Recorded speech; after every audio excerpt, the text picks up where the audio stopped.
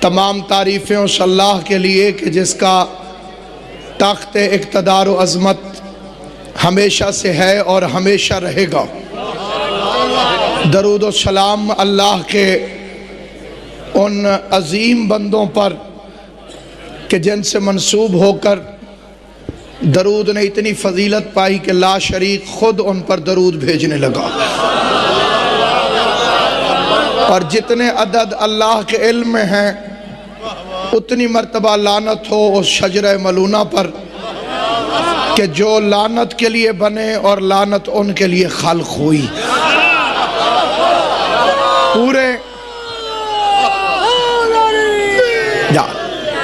پورے پاکستان کا نہیں بلکہ پوری کائنات میں جہاں جہاں فرش زمین پر مجلس حسین برپا ہوتی ہے ان میں سب سے منفرد، سب سے بے مثال اور سب سے بلند عزت مجلس حسین، جس سے خطاب کی سعادت حاصل کر رہا ہوں تاکہ میں سید زادے سے دعا کی خیرات حاصل کر سکوں۔ میرے لیے نہایت باعث عزت و احترام ہے کہ قبلہ و کعبہ مخدوم سید نزاکت حسین شاہ صاحب ممبر پہ تشریف فرما ہیں۔ با مزمل شاہ نے بڑے خوبصورت الفاظ میں یہ فکرہ فرمایا، وہی میرا عنوان ہے، میرے مولا دی زباری جی۔ مفضل کہتا ہے کہ میں نے چھٹے امام کے قدم چوم کے کہا مولا میں نے 19 حج پیدل کیے ہیں، اللہ کے گھر کی زیارت پہ گیا ہوں، کسی سواری پہ بیٹھ کے نہیں، مسلسل 19 حج تکلیفیں سہ کے، سختیاں برداشت کر کے، راتوں کو جنگلوں کے خوف میں پیدل چل چل کے 19 مرتبہ اللہ کے گھر کی زیارت کی ہے، خانہ کعبہ کا حاجی بنا ہوں۔ میرے ثواب کی مقدار کیا ہے، مجھے کتنا ثواب ملا ہے؟ سچی ماں کا سچا بیٹا مسکرا کے فرماتا ہے اب ایک حج اور کر تاکہ تیرے حج پیدل 20 ہو جائیں جو قبر حسین پر ایک دفعہ بوسہ دینے کے ثواب کے برابر ہو۔ بسم اللہ، سلامت و آباد صاحب، حیران ہو گئی ذرا بیدار ہو کے تاکہ میں قبلہ سے خیرات حاصل کر سکوں۔ آل محمد آپ کو ہمیشہ سلامت رکھیں۔ فرماتے ہیں کہ ایک حج اور کر تاکہ ایک مرتبہ قبر حسین پر بوسہ، زیارت نہیں قبر حسین کی، خالی ایک مرتبہ بوسے کے برابر تجھے ثواب حاصل ہو سکے۔ حج بیت اللہ کرنے والے کو یہ عزت ہے کہ اس کے پچھلے گناہ معاف ہو جاتے ہیں، یہ حاجی کا ثواب ہے۔ ایک مرتبہ جو حج کرے معصوم فرماتے ہیں اس کے پچھلے گناہ معاف۔ بندے نے پوچھا مولا قبر حسین کی زیارت کا ثواب کیا ہے؟ فرمایا اے ابن شبیب، 8واں امام فرما رہا، اگر تو چاہے کہ جب تو اللہ سے ملاقات کرے تیرے نامہ اعمال میں کوئی گناہ نہ ہو تو قبر حسین کی زیارت کر، کیونکہ حسین کے زوار کی سب سے چھوٹی اللہ کی طرف سے نعمت یہ ہے کہ اللہ اس کے پچھلے اور اگلے گناہ معاف کر دیتا ہے۔ حج کرو تو صرف پچھلے گناہ معاف، زیارت حسین کرو پچھلے گناہ بھی معاف اور اگلے گناہ بھی معاف۔ امام پنجم نے فرمایا اگر لوگوں کو معلوم ہو جائے کہ زیارت حسین کا ثواب کتنا ہے تو وہ شوق زیارت سے مر جائیں۔ اور 8ویں امام نے فرمایا کہ اے ابن شبیب، خدا جب کسی کو اپنا دوست بنانا چاہتا ہے تو اس کے دل میں قبر حسین کی زیارت کا شوق ڈال دیتا، یعنی خالی دل میں، اگر دل میں خالی قبر حسین کی زیارت کا شوق ہو سمجھو اللہ کے دوست۔ امیر تیمور کا واقعہ پڑھنا چاہتا ہوں، حسین کا وہ عزادار جس نے بر صغیر میں پہلا تعزیہ بنایا، 1,00,000 کی فوج لے کر قبر حسین پر جاتا تھا۔ جس سال اس کی موت واقعہ ہوئی تھی اس سال سے 1 سال پہلے مظلوم کربلا نے حالت بیداری میں فرمایا تیمور تو اگلے سال کربلا نہ آنا، اس کا مولا میں نہ آیا تو مر جاؤں گا۔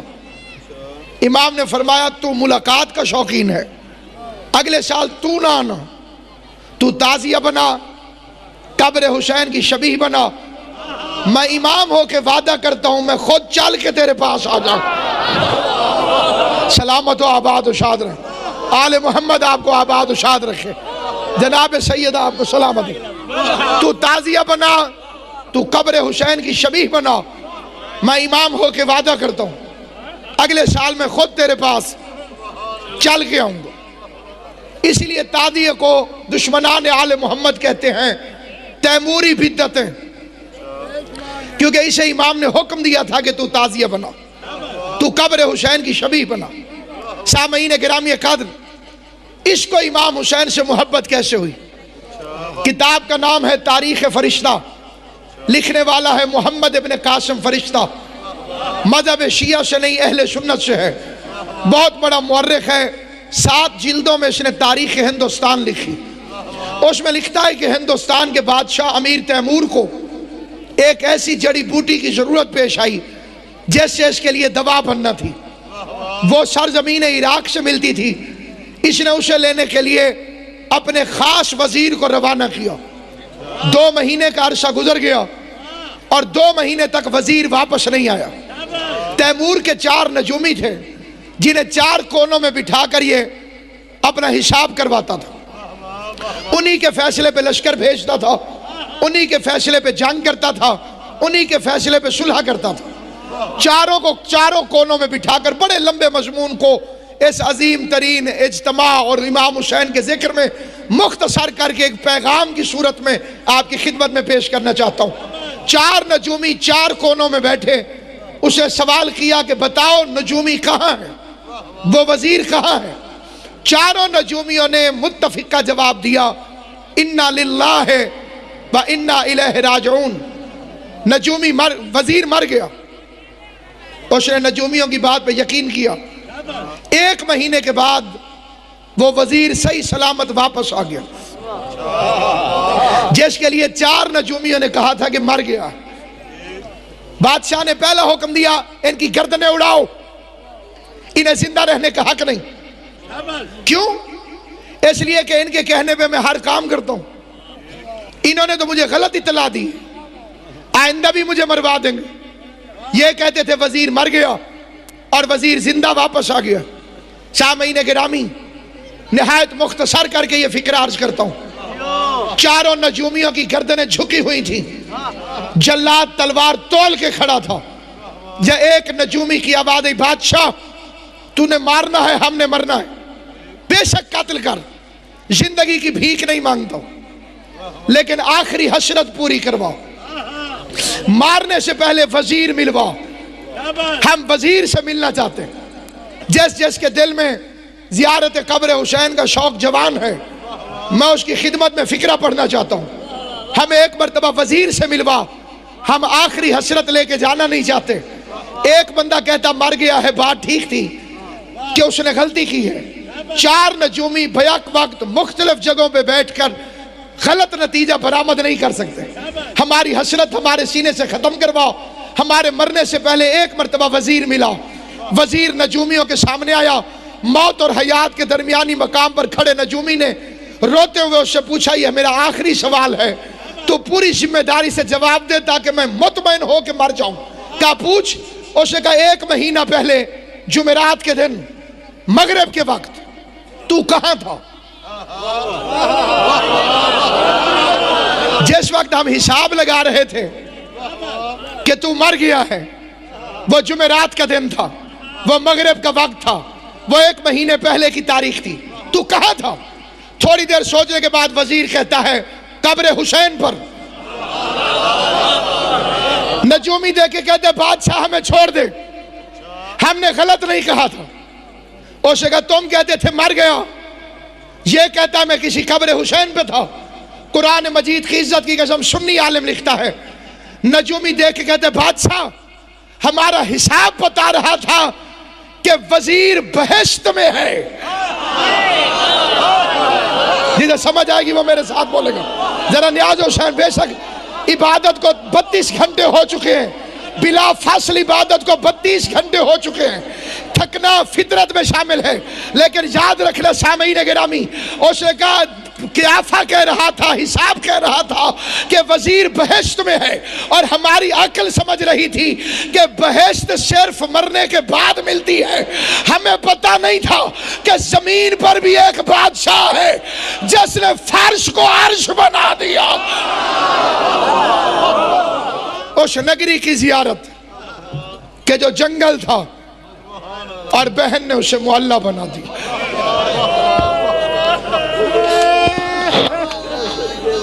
خوشبو خلد دب گئی خاک شفا کے بعد، جنت کا نام آنے لگا کربلا کے بعد، اور جتنے بھی ظلم چشم تصور میں آتے ہیں وہ آل پہ ہوئے ہیں شہ کربلا کے بعد۔ اس غریب کی زواری جس کے متعلق علامہ حافظ کفایت حسین قبلہ کا فقرہ ہے کہ 9 ٹکڑوں میں حسین کی لاش بکھری پڑی تھی۔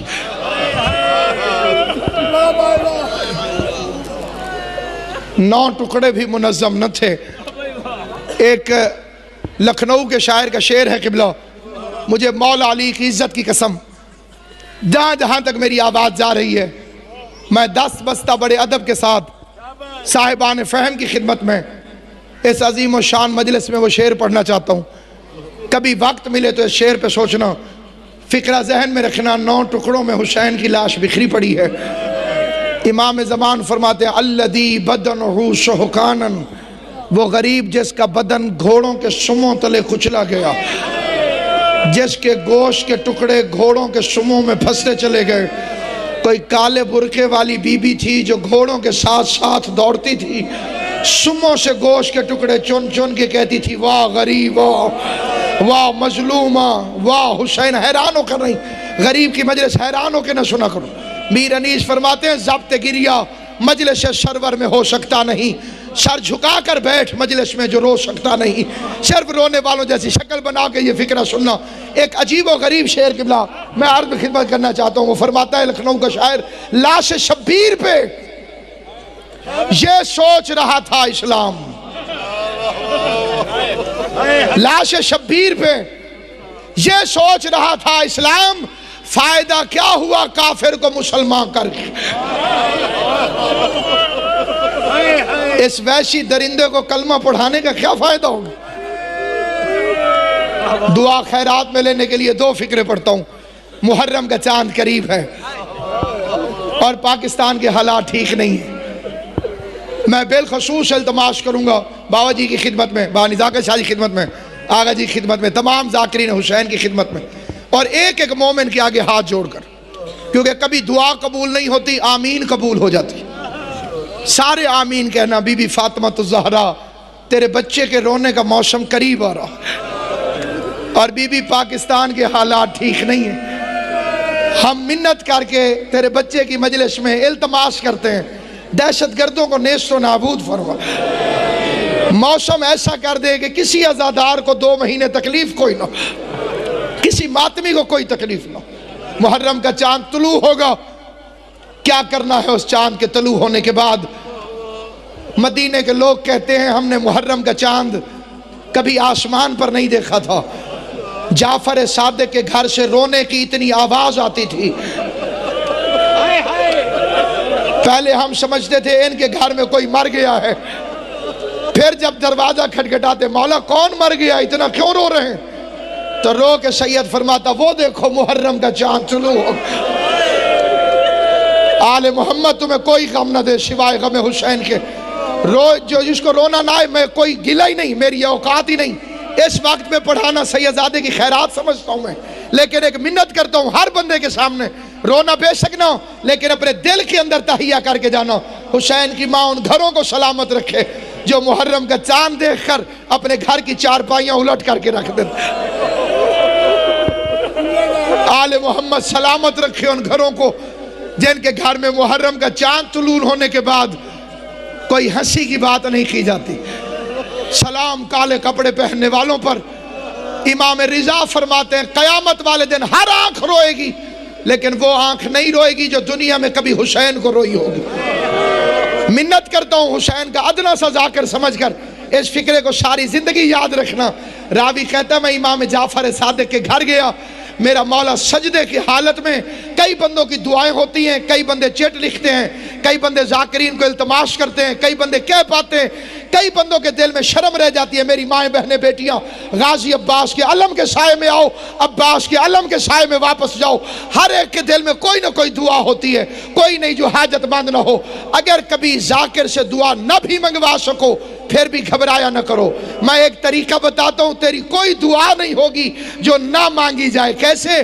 راوی کہتے ہیں میں نے امام جعفر صادق کو دیکھا، میرا مولا سجدے کی حالت میں اپنے رخسار مٹی پہ رکھ کے اتنا رو رہا تھا کہ رخساروں کے نیچے کیچڑ بن گیا تھا، اور میرا مولا رو رو کے ایک فکرہ کہتا تھا، خدایا ان آوازوں پہ رحم فرما جو حسین کے غم میں بلند ہوتی۔